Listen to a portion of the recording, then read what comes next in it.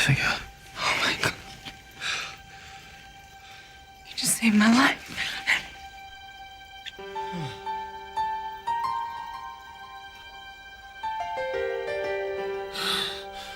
Spellbound begins with Jessica escaping miraculously. Jason intercedes and brings her back into the house, rolls her up in a blanket, and closes the door and brings her back into the vampire holding cell. Now they're on a somewhat level playing field because they've both saved each other's life.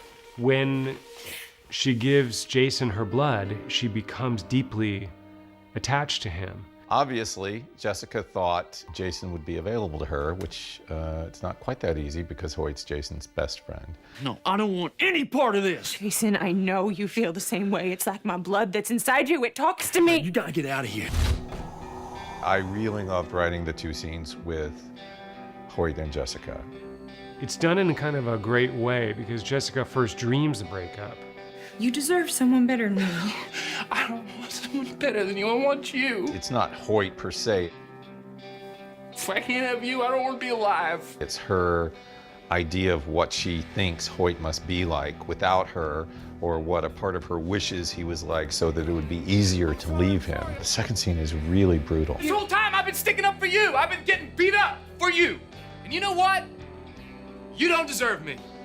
It's really, really brutal, and the things he says to her, I think it's going to be hard to come back from that. Hoyt, I deserve someone who's not going to be a f***ing virgin for all of eternity. Sookie realized how much she didn't want Eric to die during the time when the spell was taking place.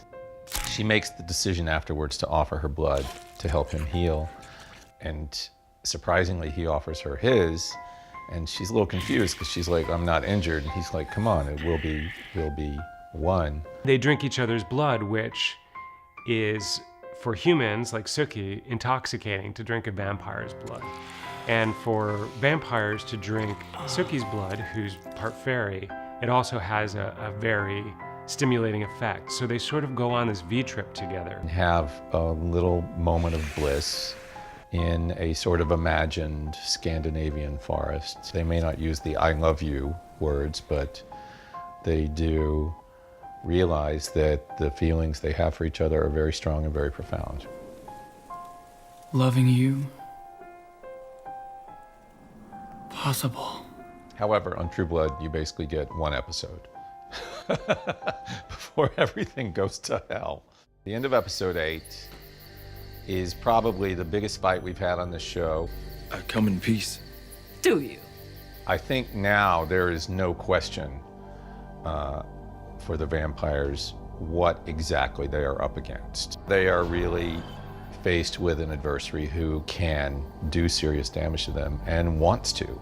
And not only wants to do it to a handful of them, she would like to see all vampires eradicated. Bill has to confront her and has to try to appease her because he knows that a war is gonna, as he says in the episode, it's gonna create a lot of needless death on both sides. Bill sort of offers her an olive branch and the promise of peace between the vampires and the Wiccans.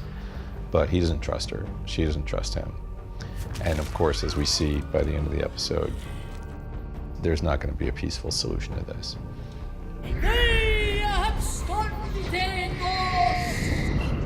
Marnie, who is now Antonia, is able to take Eric at a point when he really just wants to run off and have a life with Sookie and turn him into her slave. So God only knows what he's going to be up to in the next few episodes, but he's not there for Sookie.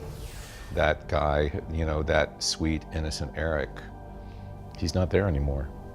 Sookie gets shot. Well, you know, as they say, before they go to war, we could die, we could all die. And war has casualties. And just being the, you know, the lead character doesn't save you necessarily.